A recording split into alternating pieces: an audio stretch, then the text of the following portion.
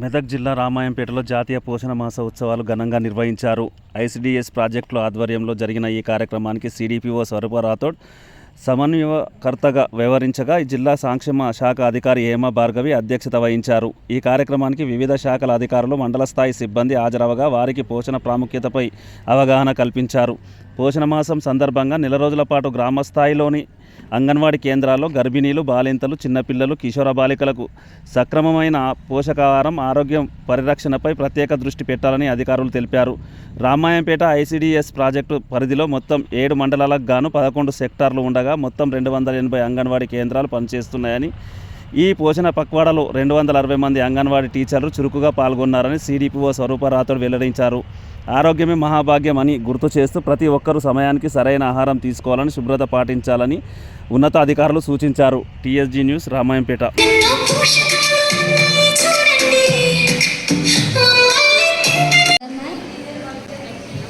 సోదమ్మా, నువ్వు అని చెప్తావా?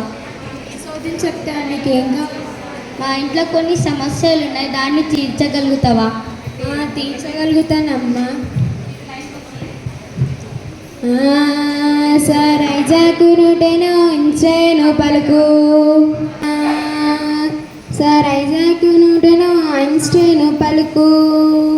హరిత విప్లవం నాథ స్వామినాథన్ పలుకు. శ్వేత విప్లవం నాథ పలుకు. వైద్యశాస్త్ర పలుకు. వైరాలజీ పలుకు. నీ బిడ్డకు పోషకాహార లోపం, రక్తము తగ్గినట్టే ఉంది. కౌమార దశలో ఎదిగే పిల్లలకి పోషకాహారం ఇవ్వాలి తల్లి. నీ బిడ్డకు పప్పు, ఆకుకూరలు పెట్టు. పల్లీలు, బెల్లము, డ్రై ఫ్రూట్స్ తినిపించు. ఫలితము లేకుంటే డాక్టర్కి చూపెట్టు. ఇంకేంటి తల్లి నీ కష్టం చెప్తున్నాను. మీరు అలాగే ముఖ్యంగా సోది చెప్తానమ్మా సోది అంటూ చేసిన స్కిట్ అన్నది చాలా బాగుంది మ్యామ్. అండ్ ఆ క్రియేటివిటీతో అది చేసినందుకు, ఎందుకంటే ఇలాంటివి చాలా అట్రాక్ట్ చేసేస్తాయి లోకల్స్లో ఉన్న తల్లులను. కానీ ఇలాంటి స్కిట్ మెయిన్ అంటే వాళ్ళకి నియర్గా అనిపిస్తుంది, ఒక ఇంట్రెస్టింగ్గా అనిపిస్తుంది కాబట్టి ఈజీగా గ్రాప్ చేస్తుంది. సో ఈ విధంగా అపోహలు ఏదైతే ఉందో పోషణ మీద కానీ, మిగతా విషయాలు రిలేటెడ్ టు పోషణ కానీ, చైల్డ్ మ్యారేజ్ కానీ, ఈ విధంగా కూడా మనము అవేర్నెస్ 35% ఉన్నదాన్ని 25%కి రావాలి అనేది 2022 వరకు పెట్టుకున్న టార్గెట్. అప్పటి వరకు కూడా మనకి పోషణ్ అభియాన్ 2022 నుంచి ఇంకా మనం ఆ టార్గెట్ని రీచ్ అవ్వాలి. హెల్తీగా ఉన్న పిల్లలు సామాన్యంలో ఉన్నట్లయితే ఆ పిల్లల్ని మనం పోషణ్ పక్వాడా వరకు ఎవరు కూడా ఎన్రోల్ చేసుకోకూడదు. అంటే ఆ విధంగా మనము ఈ లిస్ట్లోకి రాకూడదంటే ఆ విధంగా మనం మానిటర్ చేసుకోవాల్సిన అవసరం. లోప పోషణ లేని జిల్లాగా ఇంతవరకు చాలా తగ్గించారు. మంచి సక్సెస్ రేట్ ఉంది మనకి, అవునా? ఉందా? ఇంతకు ముందుకి 150 ఎలా ఉన్నది, ఇప్పుడు ఆల్మోస్ట్ 60 వరకు లాగేసినాం.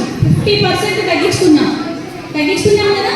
ఇప్పుడు ఆ 50% కూడా మనము లేకుండా మెన్నుని ఇన్వాల్వ్ చేస్తూ, మెన్నుకి ఎక్కువ కౌన్సిలింగ్ ఇస్తూ చేయమన్నాం, అవునా? అందులో అయితే మనం అందరం కూడా ఇన్వాల్వ్ చేశాం కదా.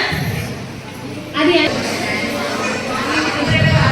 ఆకుకూరలు ఒకటి, లోపపోషణ, అనీమియా, ఆకుకూరలు చేశారా? సో ఇది కనుక మనం చేసుకుంటే నెక్స్ట్ ఇంకా నెక్స్ట్ లెవెల్కి మనం వెళ్ళచ్చు, అవునా? నెక్స్ట్ టార్గెట్స్ కూడా మనము చూసుకోవచ్చు.